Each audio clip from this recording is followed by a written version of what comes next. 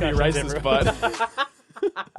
Right, what a good start to the podcast. Right, anyway. Okay, let's start it properly. Welcome back to Sidscussions, everyone. I've got my friend here.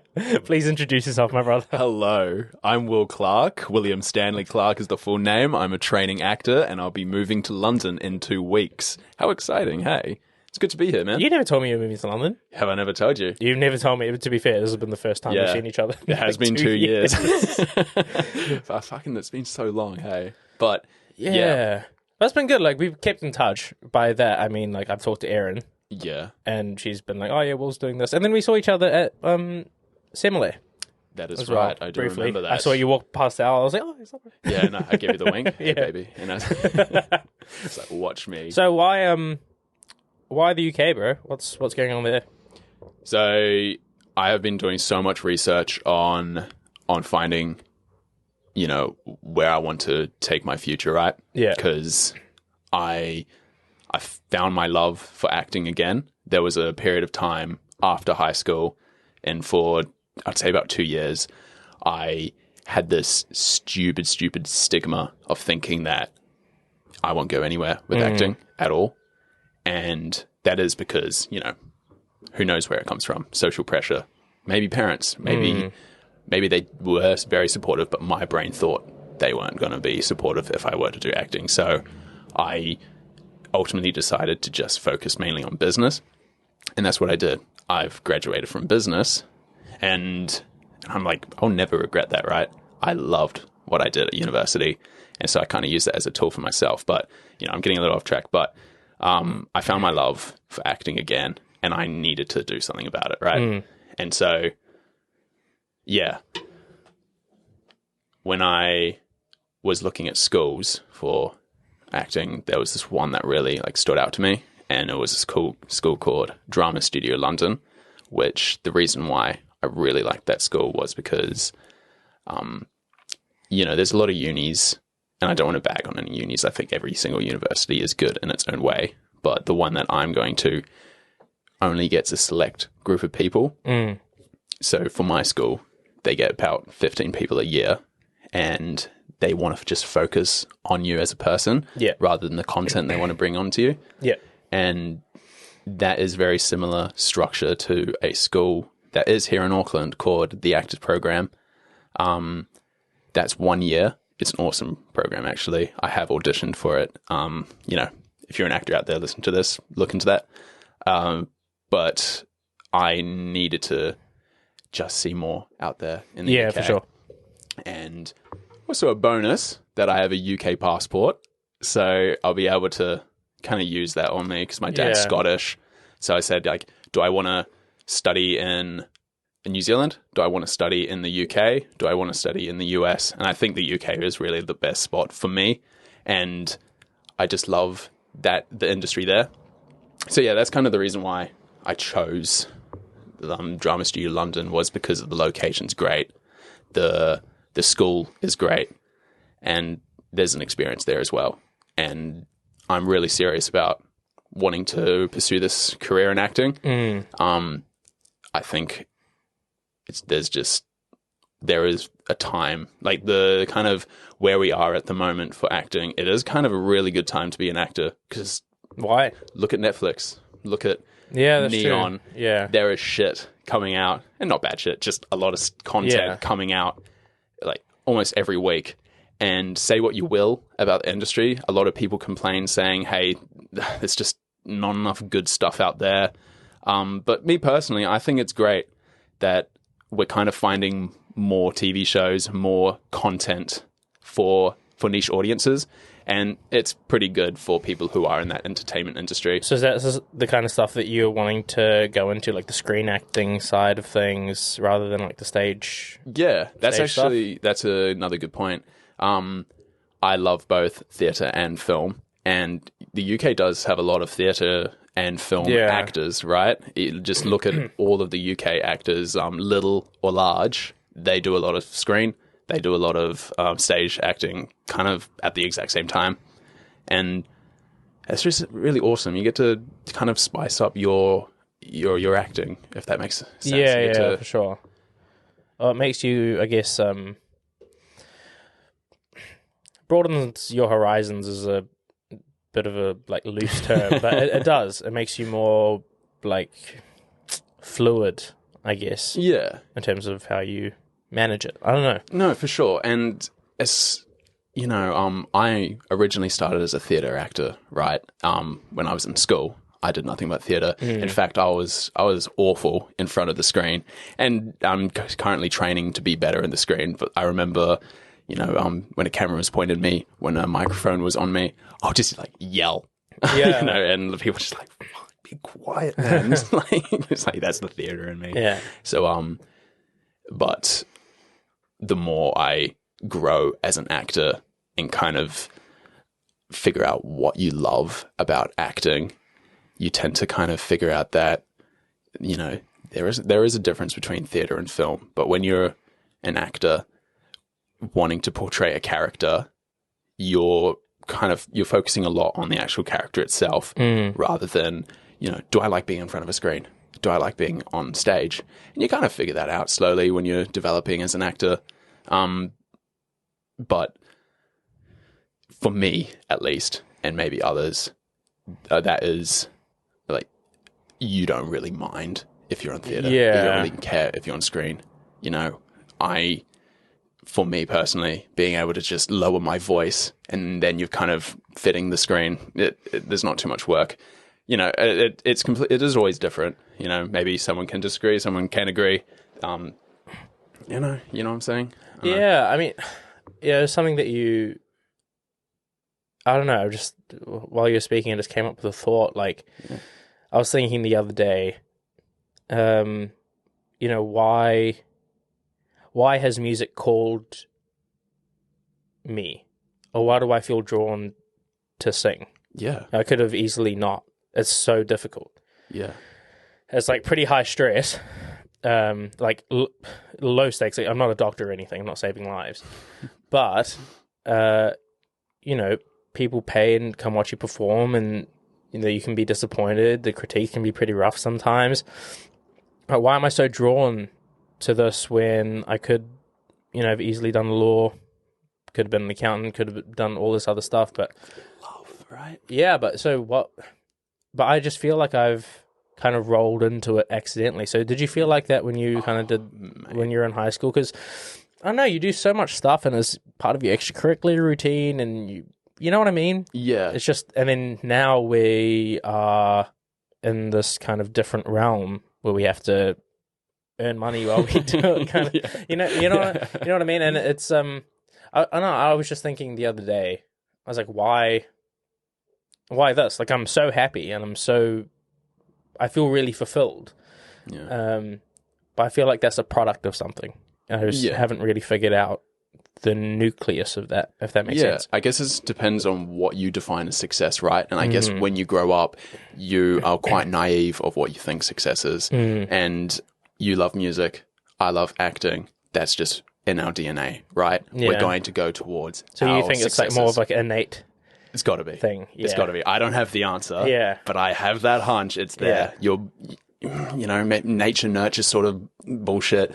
But I think you are definitely born loving something, or either the first 2 years as a baby, you're figuring it out there, or who knows, maybe you'll figure out passion later. I mean, hey, like, I'm always so in love with acting, but I didn't give two shits about Formula One, but now I have this huge passion in Formula One, right? You find passions and stuff like that. You do build passions, but there is things that you do find at a young age, and then it grows and grows and grows. And that's actually right. That's so right. I don't know, man. Like, you're absolutely right.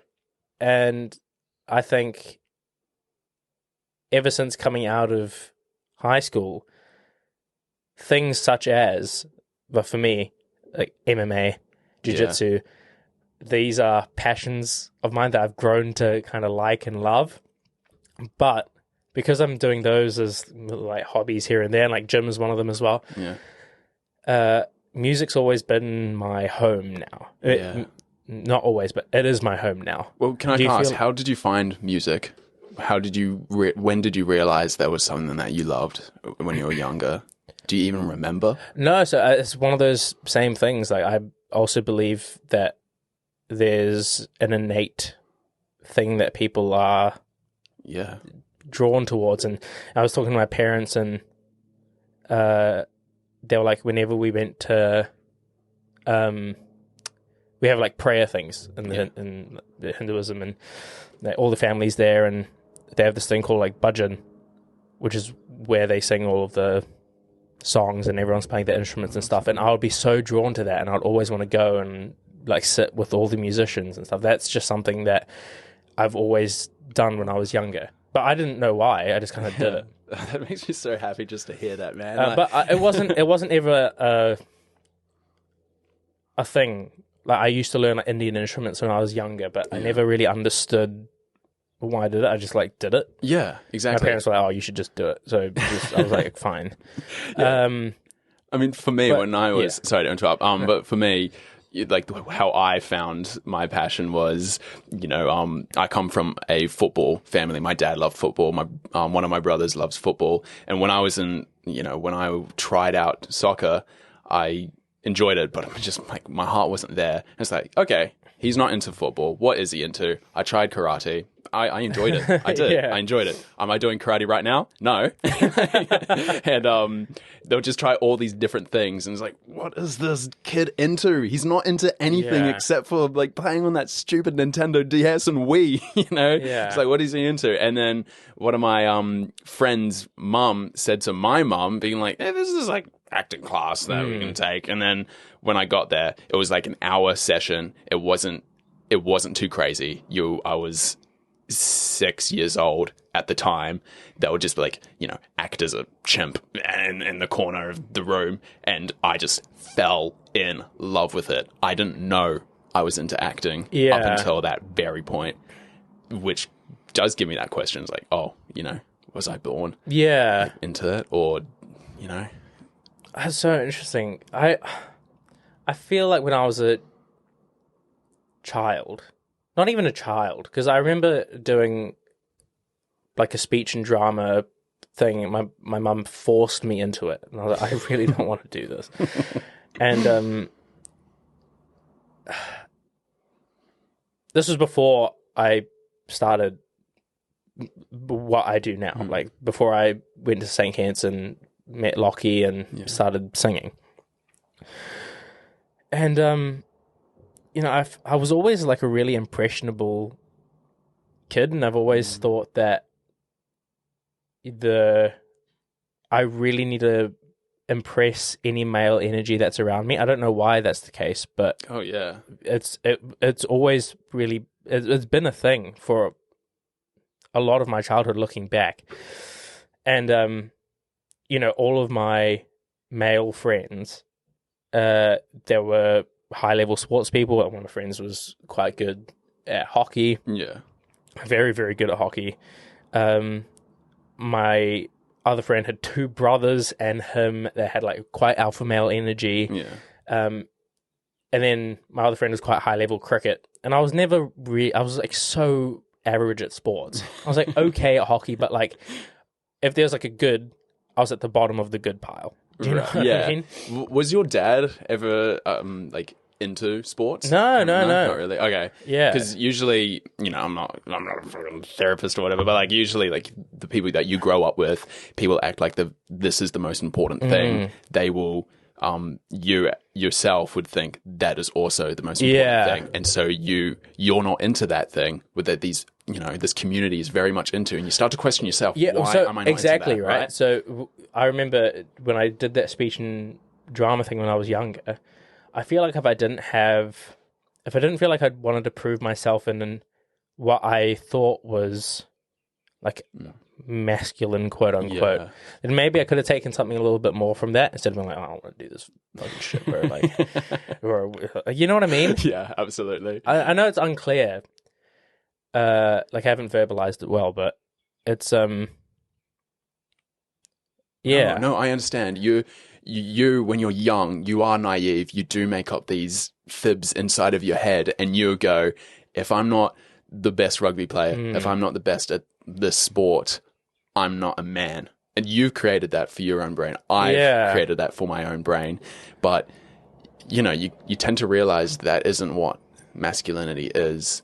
So that's the thing, right? When I started singing, that never occurred, even though I had people like, singing is verbatim. People told me like singing is for like gay people. That's it. Yeah, of course, I've bro. never even heard that myself. It's like, singing's gay. Why are you doing that? I was like, well, what do you mean? That doesn't make any sense. I was just like, you won't hear that now. Yeah. But back in the day. Yeah. Like us, early 2000s Yeah, kids. 2013, 2014. Yeah. Before you're then. getting destroyed. You won't hear it nowadays, which is good. Yeah. It's a massive development. But you heard that. And when it came to the speech and drama thing, I don't know why it affected me so much, but when it came to music, I just felt so, I'm sure you probably felt the same in the opposite way. When it came to music, I just felt so in my element. I was like, well, I don't really care what you say. I'm just going to do my own thing here. That is exactly me. So I always see music as the most vulnerable thing ever. When you're performing, yes, you're being vulnerable with your emotions, but, I'm not a singer. I don't know much theory behind it. I don't know much experience behind it, but I just see you guys up there. I was in Simile watching people sing. I'm like, they are letting go, like I can't even like comprehend how much anxiety it would be to kind of let go. Because, you tell me, is that what singing is to be able to let go and sing? It's just so, it's so, I'm sure you can find this same kind of sentiment for acting, but it's one of those feelings that you can't really verbalize. You just do it. Yeah, right. And of course, there is like so many other thoughts behind the technique and all this other shit. I look at it as like admin. Yeah. But when you get out on stage, like I said, the sentiment is probably the same for acting. Like, it's you just do it now. Yeah. But in saying that, I had one teacher that. For uni we do monologues and stuff, and when you audition for a lot of programs, a lot of the time you read monologues. Yeah. Monologues, is that like, I know what an acting monologue is. Yeah. We're talking that monologue, right? Yeah. Okay, cool. Because of course, like in opera, you have to be a good actor as well as a good singer. And I've always felt more nervous, more insecure about reading a monologue. I feel like I feel like I'm okay at acting. I'm not like a man. I saw you in Les Mis. You did brilliant, mate. You were phenomenal. I'm like, it's not my. I wouldn't say it's my thing. Yeah, but because I don't feel as naturally inclined, and I feel more insecure when I read things. And one of the teachers at the university was telling me, a lot of singers actually have that. Sure. And a lot of singers feel, when they talk in general, they mumble or they stutter, and that's why they sing. Yeah. It kind of, what they want to communicate manifests itself differently. Oh, absolutely. Like, when you meet someone that is not into like the arts or music and acting, and I tell people, oh, I'm an actor, but I get a little stumbly with my words. I just think like, they must think like I'm not a good actor because I'm kind of screwing up my words at the moment. But that's not the case. Like talking one-on-one with someone, talking is so different to talking to a crowd. Yeah, it's so different to singing. You are in a new element. That's a learned skill, man. It is. Like even starting the podcast, I don't think people actually know this, but I had like 2 podcast episodes before I released the first with podcast Boyd, episode. hey. Yeah. And, even that one wasn't perfect, but to have a conversation with someone, to hold a conversation in like a clear way, to orate. Yeah. In a clear way, whether it's whether it's like a public speaking situation or just in general, it's a learned skill. And I've done research on how to do it. Yeah, I think people think it's just like a natural thing, but I guess for some people it is. Some people are genuinely talented at it, but even someone like Joe Rogan, is like godfather of podcasting, regardless of what you think. He is a good interviewer. Yeah. Like, you can't. Yeah, he's the goat at the podcast thing. People forget, like, he's been a comedian for however many years. exactly. You know, and like talking in front of the people in like a high stress environment like that. Yeah. That builds you. Yeah, and that's the fear of practice, right? Yeah. Like, you've started this podcast, and I can't imagine if you were feeling extremely anxious on your first day, or if you weren't feeling extremely anxious. But regardless, I can assume that you probably feel just a little more confident each time, right? Like, who knows? Like, but I think that is kind of, if I were to tell someone who wants to get into something new, who cares what it is, a podcast, get into acting, get into music, I will say you're going to be shit. Yeah, when you have to be okay with being shit. Like, you have to fail up, right? And that's what I've learned.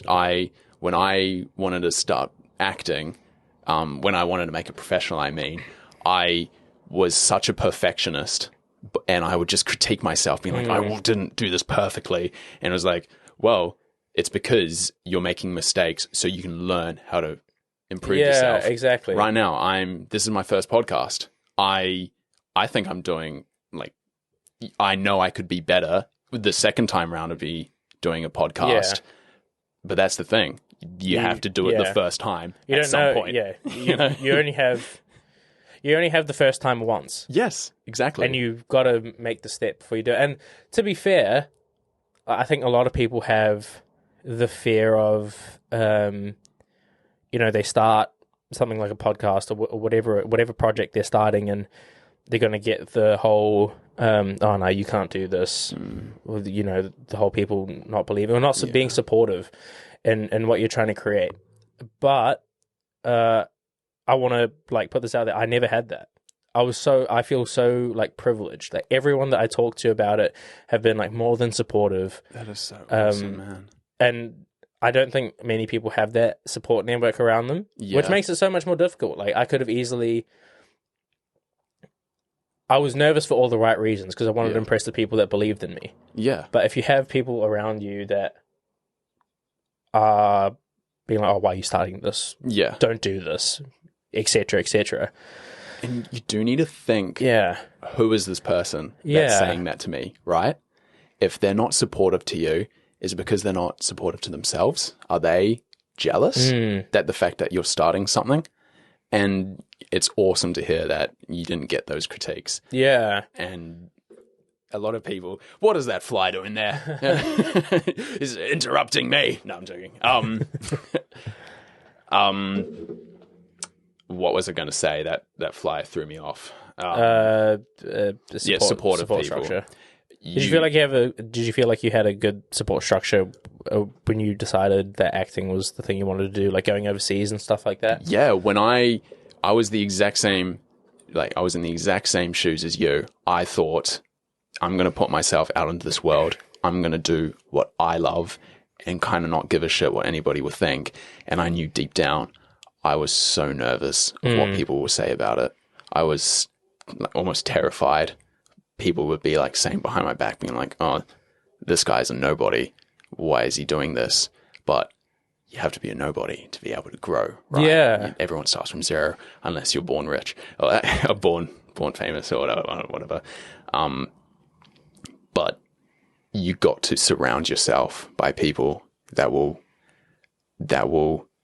fuel your fire. Yeah. Instead of the ones that will piss on it, right? Yeah, I mean, I hate the whole self-made narrative. Yeah. Like, I personally don't think that anyone's self-made. No.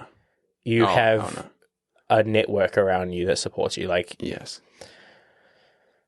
Even someone like my dad is the first person that comes to mind. Like, I would say that he's done, like, a lot himself. Like, the work ethic is something that he has, like, innately in him.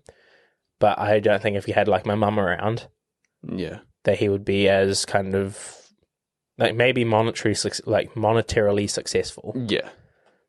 But maybe not as well-rounded. which is like as important. And I think That is for us, so true. we have a similar network of really supportive friends who are high achieving and all this stuff. And not only is the statement that you are the friends that you keep so important, especially in your kind of 20s, as you move into like a professional sphere, especially in the arts where it's so scary, vulnerable. But it takes a village. Yes, absolutely. That self-made narrative is built from other people. Yeah. Bringing this egotistical person saying, I did everything, right? We're going to give to other people. People are going to give to us what we want to achieve in life, right? If,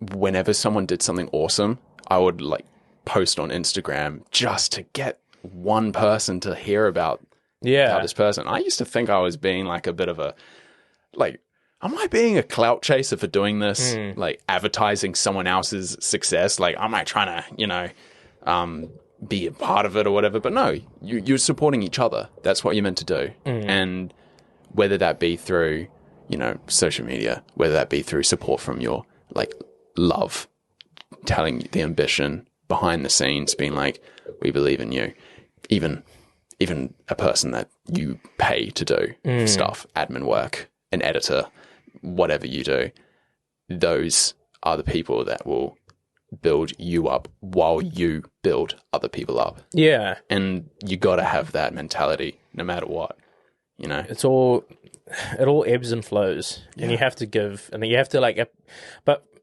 I think it all starts from taking a step back, looking objectively at a situation, and being like, okay, cool. So this is what I have objectively. Yeah. Like, don't have the whole tall puppy syndrome of like, oh no, I'm like too humble. I don't have that much at the moment. Like, no, it's not about that. Understand what you have. Yes. Understand how you can use your platform to help the people that you feel like deserve the same platform, but also help build people up that are in more developing areas of their profession and build those up, if that makes sense. No, it makes a lot of sense. Yeah. Like the cards that get dealt to you, you need to be able to play the right card. Bro, yeah, that's a whole, for sure. That's a whole nother cookie to crumble. That's a whole thing. Bro, yeah, for sure. And the thing is, like, you just never know what the audience wants in terms of your cards. Yeah. And sometimes you like hit the jackpot, the other times you like don't. And that's part of And it's like part of it. That's part of development. Yeah. Right? But it's also part of I would say, like, someone in my position. I'm like quite lucky because I feel like I've been dealt like a good amount of cards, or like great cards. And because of that, I can help people who I personally feel like are like quite underappreciated and everything, and provide them with more opportunities and stuff, because they should be as appreciated as me. Yeah, and they will give back to you, right? They will play their cards and give back to you. And everyone has something to offer. Yes. And I think if you feel like you don't have anything to offer, you should probably surround yourself with better people. Yes, I can't express that more. Yeah. If you kind of think, why are you feeling like not very confident in yourself? And it could be your own self-doubt, so that's okay. But just take a minute. Is it the people around you that's making you feel self-doubtful? And that might help you're not getting the love and support you need from what is around you. And I'll be honest, I have been in that situation. Obviously, I won't go into details, but I have been around people that don't support me. Or, if I did bring up acting, it'll be like kind of like you're not going to succeed. Or like, and you can't have that. And like, what's the point? Like, what does that do for you? Yeah. And it's coming from their own self-consciousness, right? And it is such a complex and difficult situation to be able to, like, this whole topic about the self-esteem, about why you're feeling self-doubtful, is a really, really tough, like, conversation. There's a Mike Tyson quote, and it says, not every person that you fight is an enemy, and not every person that helps you is a friend. Mm. That is a fact. That's a fact. Oh yeah, baby. Yeah. And of course, like, I would say for both of us, we haven't been too terrible on terms of the receiving end of the bad side of that quote. Yeah. But it affects everyone differently, Yeah. you know? You can just message a person being like, I love what you do, and just go on with your life. That means a million words to me. Dude, yeah, for sure. Like, you don't have to put too much effort to support someone, you know? And that's kind of what I want to do. I'm naturally a supportive person, and I just want to see everyone succeed at what they do. Yeah. You know? I want everyone to find what they love and just do it, you know? And I believe in that. Are you kind of, we're going a bit off topic, but that's fine. Do it. Do you think you're like a spiritual person? My immediate response would be no. Yeah. But there is a sort of spirituality, tongue twister for me, that like almost energy giving sort of thing. What do you mean in your sense? Yeah, I mean, I don't know, dude. Like, when I was younger, I used to be really religious. Yeah. And then, you know, you get to high school and everything, and you go down the YouTube rabbit holes of like, who's that guy, the atheist dude? Is like the old atheist guy. Oh, I can't remember his name. But you like watch all these videos, like, oh no, fuck this god shit, bro. Like, this is all fake, man. This is how they control the people, bro. And I had like that phase for a bit, and now that I'm a bit older, I was like, oh, and I used to be that guy that would like actively debate all the religious people, and just be like, oh, this is so stupid and all this stuff. And then in the last like couple of years, I was like, this is kind of stupid. Like, faith is such an important thing, and of course there are like the extremes of it. Yeah. That, you know, there's such a small percentage it's not even worth talking about. But in general, like, faith is such a like important thing no matter what it is. Yeah, and people can find faith. Yeah, you know, there's a lot of different ways. Yeah, it's like I can't remember who was saying this, but everyone's God is different. Yeah. Because everyone has like a hierarchy of values, right? Yeah. And what you do is comes from your hierarchy of actions. Yes. And whatever's at the top of the list is your God, pretty much. Yeah. And no, I don't know, dude. Like, my parents have always been like quite spiritual people, and the same kind of thing. I believe in energies and stuff like that. It's all part of it, and especially in the arts. Oh yeah. There are some things that you experience. You're like, whoa. Yeah. It takes you out of yourself. Like that kind of stuff. When you're up on stage, I wouldn't say like something's taking over you almost. Yeah. Like, you just come out of like you're out of yourself in a way. Yeah. You know what I mean? But not in a dangerous sense, but more like I am in full focus, and I can't even, I'm so focused, I can't tell you I feel good until I get off. Yeah. Right? And that's sort of level of like, I don't want to say spirituality because I'm so bad at saying it for some reason. Spirituality. I'm so shit at saying it. But there's that level that I believe in, and that level of faith that I believe in. Yeah. You know, I always have those wonders in my life as what is out there. I always question myself and like, you know, like, is this right? Is this the right answer? And that's kind of, in a way, kind of like beautiful to think that there's so many different answers almost. I don't know. Yeah, that's one of the things that's really interesting to me as well. I don't know. I never had that, and I've only just started to be okay with not knowing stuff. Yeah. Yeah. Right. And I always used to think, a few of my friends will probably listen to this and be like, yeah, you are exactly like that. As I always used to think, it's like, yes, there's an objective right or wrong for 95% of how we live our lives. Oh, yeah. Like, but it's not like that. Yeah. So many things are complicated because we look at stuff through our own eyes and not the eyes of other people, and how they grew up and all this stuff. And you know, you don't really think you're so headstrong, I think, where you're like, you know, going going through your younger years, and now that we're like not old but older, Yeah. it's good to like take some time to reflect and chill and just think about it. I kind of lost my train of thought. I was going to ask you something, but I lost my... No, when it comes back, do you believe in the like astrology, kind of Gemini, Taurus sort of stuff? Because I'll tell you, I don't. If that makes you feel any, you know. I don't think it's like gospel. Yeah.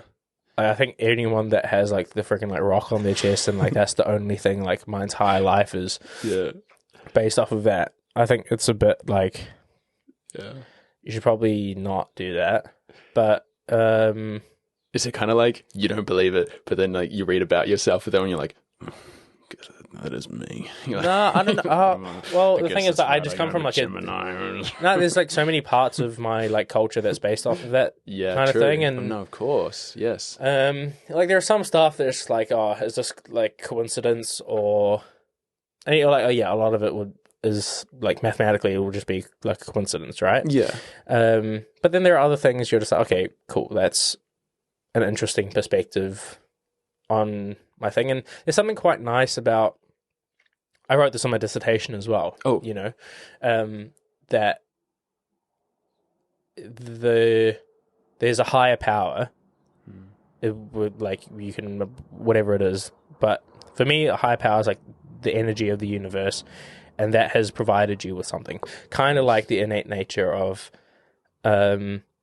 acting or singing. Yeah. Like we had that inside when we were born, kind of thing. And interestingly, as a story, I actually don't know if my parents would like me saying this, but I don't care. It's good content. But like when I was born, and so another thing about why astrology is so big for me. So my parents took me to a priest. That's how like Indian children get named, and he does my whole like star chart based on like the time I was born and all this stuff and yada yada yada, all that stuff. And so he creates the name for me, and then there are a whole lot of like things that come into effect after that.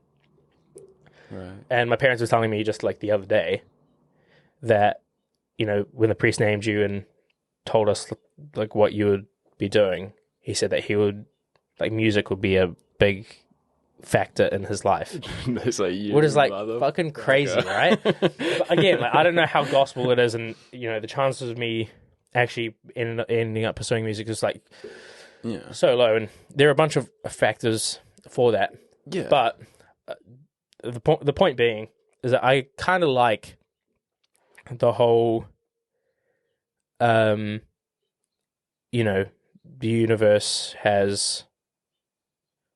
The frequency of the universe, the energy of the universe has some bearing on what I do. It doesn't have all bearing, and people should probably start taking some fucking personal responsibility. And instead of being freaking crazy and blaming it on the fact that you're like a Libra or something, and like you kill someone. Oops, like, I'm a Libra. Yeah, I was like, oh, I'm sorry, I'm not interested in you. You're just like giving me Gemini. I was like, what the fuck does that even mean, bro? Like, chill out. It's not that deep. Like, yeah, I just like the different perspective. Again, like I said, it's not gospel. Yeah.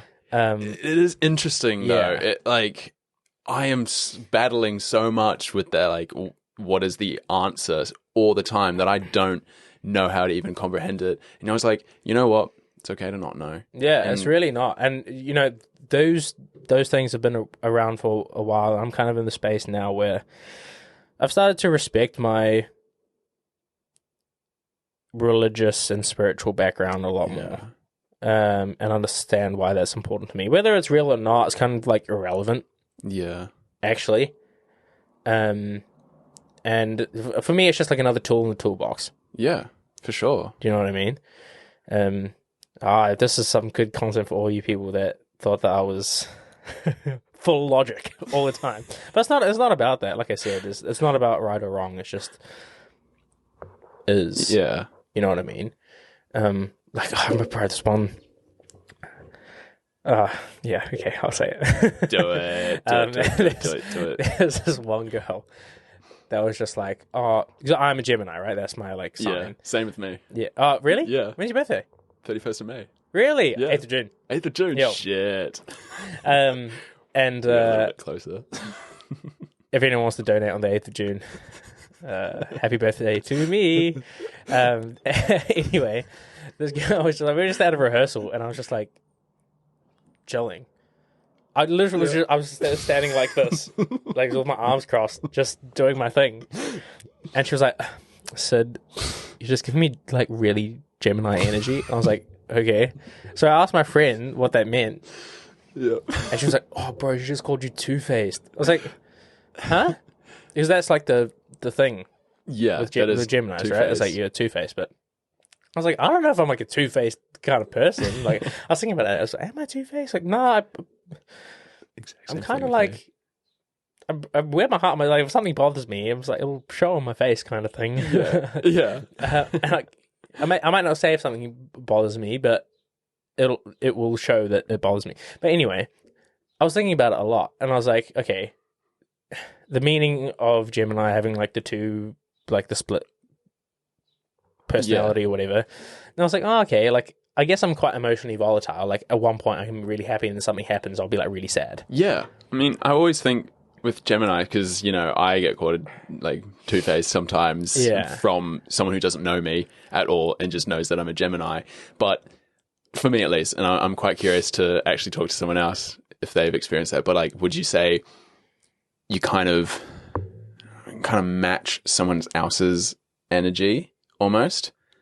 Like when someone's a certain way, would you kind of, I don't know.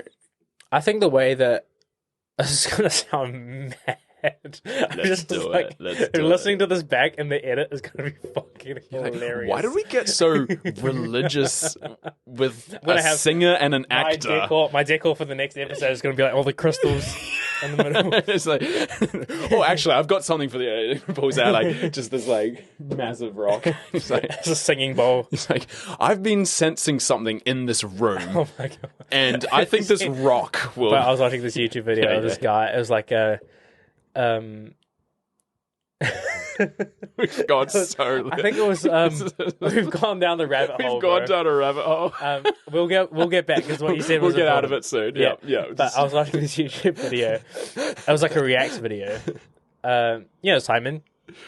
Simon. Sidemen. Oh yes, yeah. Simon. So I was watching their like Reacts video. Yeah. And they're watching the like top 10 YouTubers that have gone banned or arrested or whatever it was. And there's one guy, like back in the day, who like faked his girlfriend's death.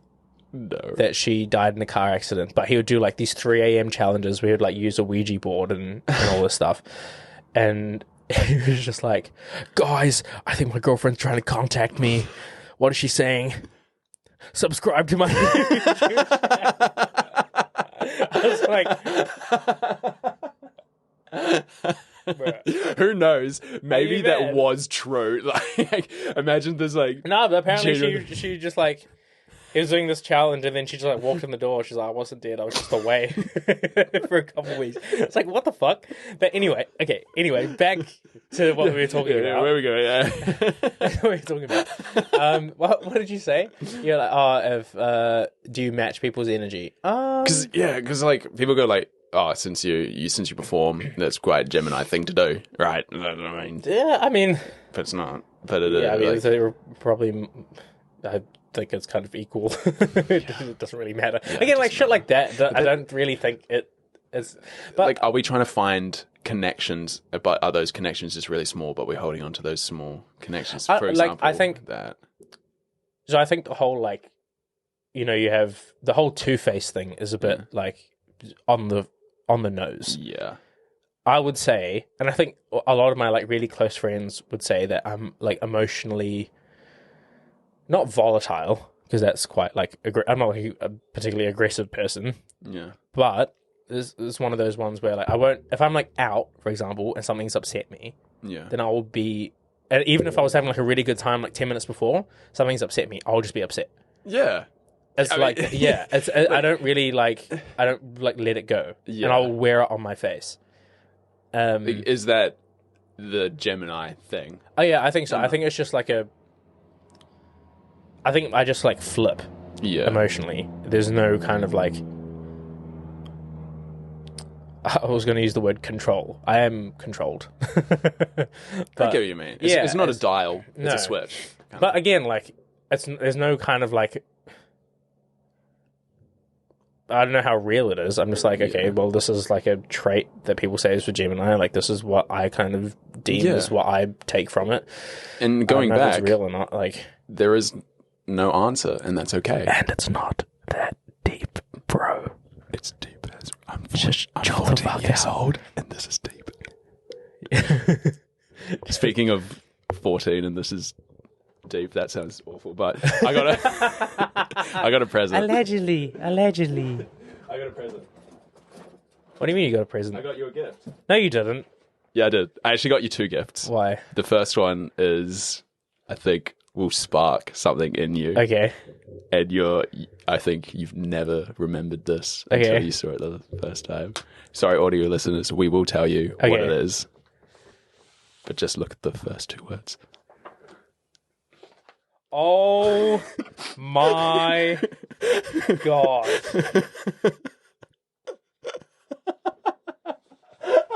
Is this the entire thing? It's the entire thing. I can't believe we never did this. Okay. Audio listeners, to explain, in year 13... So... Bro, do you know how much I try to convince Mr.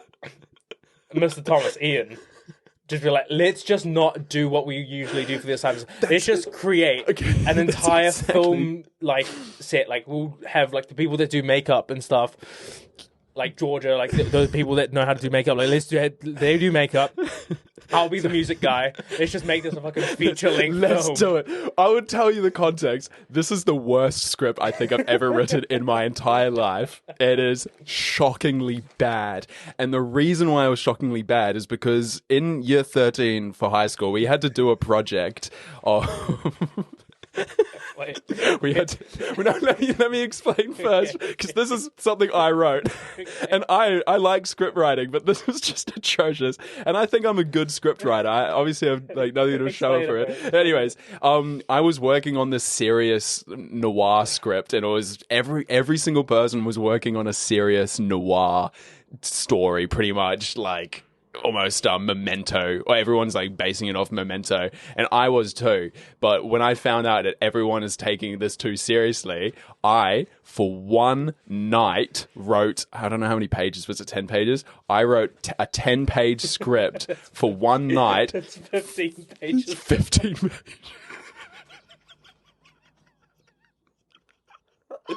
No, bro, this took me one night to write a 15-page script about...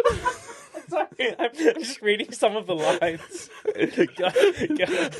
And I think I had 3 cups of coffee at 10 p.m. and I think I had like two beers in me, just honing through this script. And I gave it to my teacher, and all he said was, "There's ambition." I wanted to make this a real thing. Okay, so it's a film noir script, yeah? And we're all writing these like serious as shit like scripts and everything. Like, my script writing's always been terrible. Like, I've developed. Ian was like easily the least impressed with mine, but this shit was like incredible. All right, so it's a noir script. The main character of the script, his name is Neil Noiris. Wait, do you know what would be a really good podcast episode? We should get you, me, like Aaron, and somebody else, and just do like a table read of the script. Yes, I think we should. That's a really good idea. We're going to do that. Wait, hold on. Oh my God, this is so fucking stupid. Wait, there's one line in here that actually fucking killed me, dude. Stupidest thing I think I've ever done. And I've done stupid things. Oh, here we go. This is good. Page 2. Matt, you're an idiot. Will, a smart idiot. Matt, nice oxymoron, moron. It's so shit. It's so bad, it's so dude. Shit.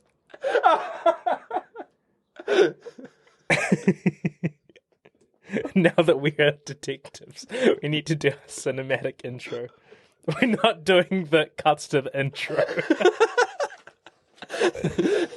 Oh, we need to do this. We're gonna do table it. read. This is great fucking. You leave it episode. here. You keep it. Pin it on the wall right here. So Oh my god! I'm gonna like frame the.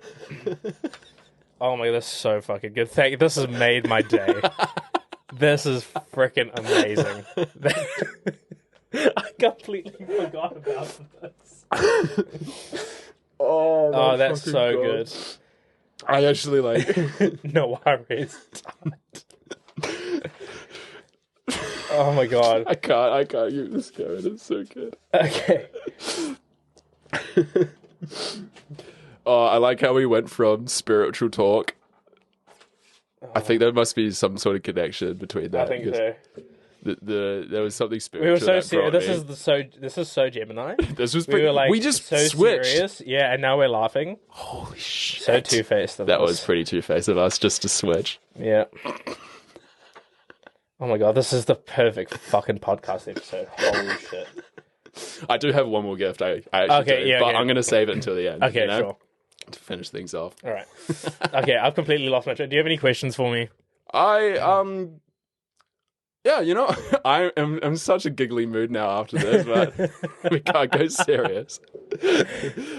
But I actually had a question I genuinely wanted you to kind of answer, and that was music, because I fucking love music so much. Yeah. I can't sing, I can't make music. But you were in the choir for a little bit. Oh yeah, when I can't remember what year though, but you were. I was remember in the you came to choir. menacing rehearsal. I was like, yeah, what is this guy doing here? Yeah. Like, singing? No, I was like, fair enough. Yeah, I think I don't do musicals either. I think in all of the musicals I've been a part of, I've sung 2 lines.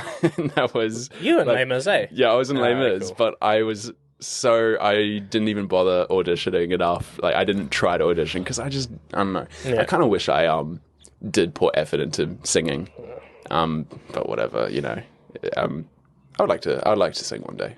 But I know that you need to grow a lot into singing, right? Because I guess I don't know. It's different for everyone. It is different. Everyone's pathways are different. It really depends on like what you're looking for. It's the same with acting. Like that's true. It's like really depending on what you're looking for, like professionally or not professionally. I remember someone telling me, saying, anyone can act if they try hard enough. Anyone could sing if they try hard enough. It's not true. But it's not true. But it's still funny.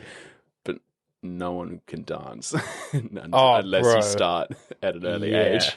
My dancing is fucking atrocious. I remember, dude, like, those like late night like cringe moments that you have where you think back of something like stupid that you did ages ago, and you're like, why did I ever do that? I remember it was me. Do you remember Sophie Clarkson? She was in the year above us in school. It rings a bell. Yeah. It rings a bell. So I was like, okay, friends with her in high school. We were in the same house. We did house music together. And I would have been like year 10 or something. And the year before, Manasseh did the house music. And he did dance through high school. Right. So he was like a okay dancer. And I saw him like dancing with this other chick on stage. I was like, this is fucking awesome. So without any planning, during house music, like, during the performance on stage in front of everyone, I was like, this would be a good idea. And I just like pull Sophie in the middle of the stage and like try and spin her, and her like head hits my arm. No, yo, God. And she just like stumbles around, and then we just kind of like waddle back to where our mics are to sing the rest of the song. And Lockie was like, at the end, he was like, why did you do that? I was like, no, because, I thought it would be, like, cool, because Manasseh did it last year, I thought it would be easy. He was like, you've been dancing for fucking ages, bro. Like, they had rehearsed it. Did you rehearse this? I was like, no, I just thought it would be a good idea to do at the time. You listened to your gut. That was the most important. I should not have. You should have not listened to your gut at that moment. That was a high-risk, low-reward scenario. That's such a Gemini thing to do. Oh my God, so Gemini, dude. Oh man, it's going back to the music part, like before I perform, I listen to the right music that fits me, right? And there's just like we've talked about the spiritual stuff, we've talked about like art, we've talked about like all of this, and that kind of does link to just the fucking power of music. If you make it yours, right? When I auditioned for the school that I'm going to in 2 weeks,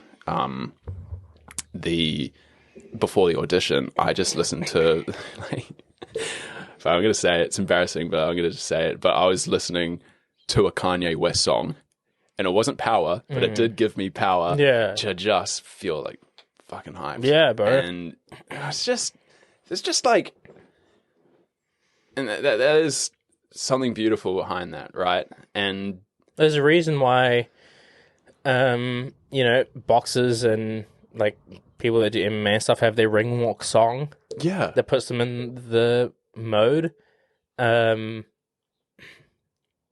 It's important. Like, I'm not just saying that because I do music, but music. Because I don't listen to classical. Like if I'm gymming or whatever, I don't listen to classical music. Like if it's very rarely, unless I'm actually in the mood or like trying to learn something. But yeah, I'm listening to whatever puts me in the zone. Yes, that I want to be in that day. Exactly. Yeah, and it is so personal, right? Like sometimes I would listen to the most weird thing that if I were to tell someone that, they'd be like, "Why would you listen to that?" But also, that gave me like so much confidence on that day, right? Yeah, and that is kind of where I'm going at with like the spiritual kind of.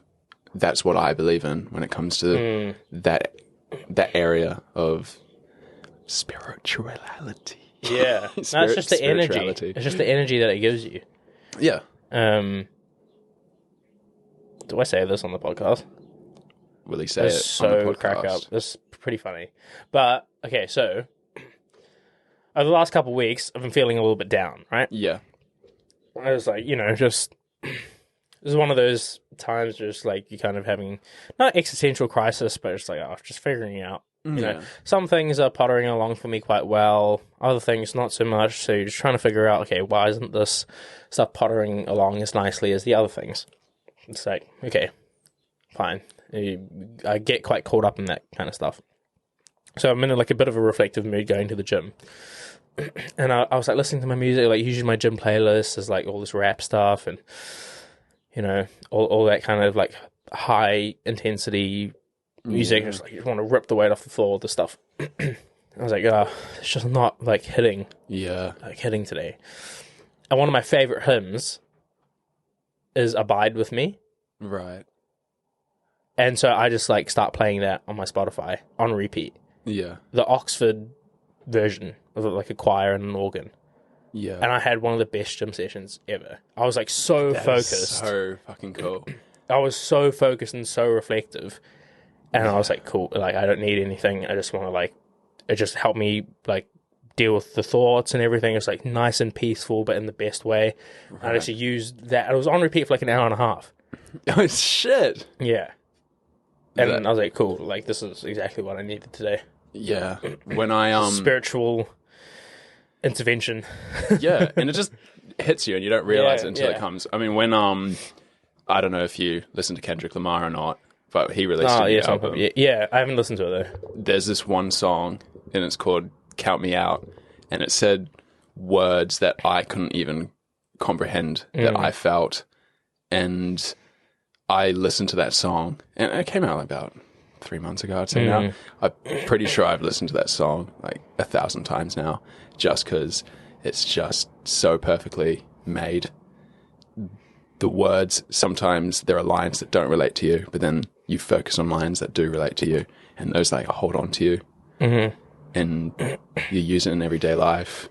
And sometimes you forget about those lines, and you look back at it, and subconsciously it's helped you out, And yeah, you just like music is what keeps me going, and it keeps a lot of people going, and that's why it's important, right? And there are different little niches, and you would know more about this than I would, but there are there are genres that may not speak to this one person, but it will speak to this other person for you. that hymn for me, that like it's a rap song, but it wasn't really rap. Like, and I think that's why I love a lot of people finding their passion in music at such a young age and wanting to pursue, music, also acting, also the things that they love. If they were to invest in something, they will create what makes them feel vulnerable, what makes them express themselves, and that will reach to that one other person that will listen to it. And even though that's the least you can do is tell one person about this message, telling that one person being the least is so important. And that's why I always encourage people to be like, I'm thinking about doing music, even if it's not a full-time job, even if it's just like after 5 o'clock. Just jam, yeah. Just jam. Not just music, performing, showing art. I think everybody needs to produce some sort of art, no matter what it is, in a way. I think it's important to have a creative outlet, no matter what it is for you. It doesn't necessarily have to be the usual, like your visual art. No. Music, drama, that's like pretty niche, but I know some people that I do jiu-jitsu with, like that's how they express their creativity. Yes. Like they want to try new moves and moving your body in a different way. Like, all that kind of stuff is important, but maybe your mind has to expressing your mind in a different way that isn't 1 + 1 = 2. Yeah, I guess, if that makes sense. I mean, it is so good for the brain, even if you don't show it to the world. You can just keep it to yourself. You can paint your own art. You can, as you say, you can write to yourself. And that's art in itself. And I always encourage people to do it, always. It's a good sense of expression, isn't it? Hear that, everyone? Make shit. Yeah. Yep. All right, bro. We've been going for like an hour and a bit. Have we really? Yeah. Wow, that's just goes by quickly, yeah. It does go by quickly. That's why some of these episodes are like 2.5 hours long. But we might wrap it up. Let's wrap it up by wrapping it up, which is quite on the nose for my next gift. Okay. Okay. I can't believe you bought gifts. Next guests, by the way. This is the standard. So it's in a mecha bag. A nice mecha bag. This is for you. This is like a goodbye gift. Is it? Oh, yeah. Thank you. Well, it's not goodbye. I should only see you later.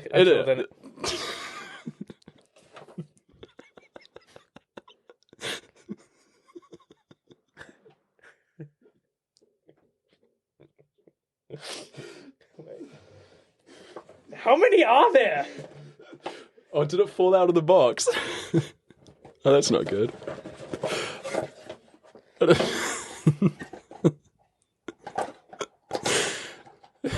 There's only 4. There are only 4. There's only 4. This expensive. They're expensive. Okay, but it's a really big box. It is a big box. Okay. I kept the rest for myself. Okay, so for the... I'll show it to the camera first and then explain to the audio listeners about it. Can you just see if that's in focus there? Yeah, of course. Let me do that now. Okay, so... Try not to pull this. Yeah, I can see. We have a condom box of skin condoms.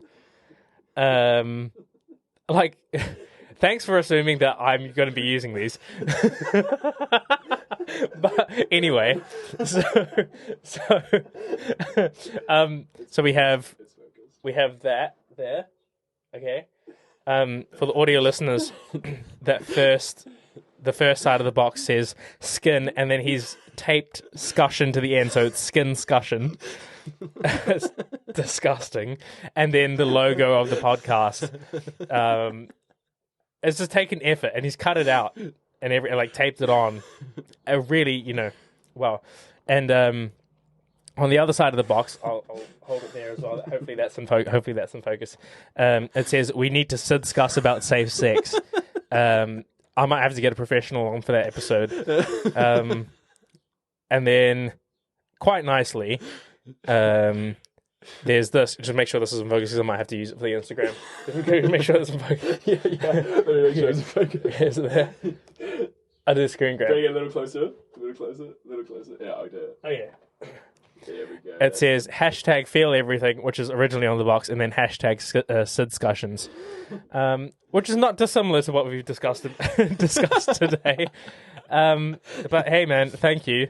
Again, like I said, really lovely of you to think that I will be using these. She's been a little slow at the moment. I can't.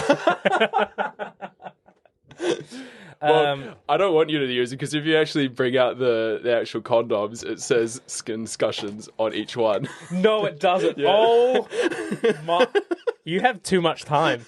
I actually kid you not. It took me 10 minutes. I promise you. I was gonna run off to work last week. We were meant to record the podcast last Wednesday. Yeah, and I was like, I had this idea for a while. I've always wanted to print off an own packaging, but I didn't have time to actually like ship anything in, like an actual made one. this. So I had to DIY it myself, and it took me like 10 minutes before I ran off to work. Oh my fucking god! So whether you want to keep that in funny. or not, yeah, no, absolutely. I'm gonna put this is there. That's there. I might have to put it this way, yeah. just so that the cameras get that. Like this is an important message. We need to. Sidscuss, yeah. Okay, on that note, everyone. I had such an awesome time. Oh, bro, I had a great time. This has been a good episode. The next time, one of the next episodes has to be we do a screen read of this. I would love to do a screen read. That will be a freaking amazing episode. Have you seen that podcast my dad wrote a porno? Yeah, I love my dad wrote a porno. It's so funny. I need to... I listened to the first few episodes, but I need to get on it. But this is giving that kind of energy. Oh, so good. So good. We'll get it sorted. We'll have the entire team. That oxymoron wasn't the worst line. That was middle of this. Yeah. Don't give it away too much. No. We got to read it all. Yeah, absolutely. All right. On that note, thanks everyone for listening. Love you all. Love you, bro. Really appreciate it. It was awesome. Really appreciate it, bro. Righto. Bye, guys. See ya.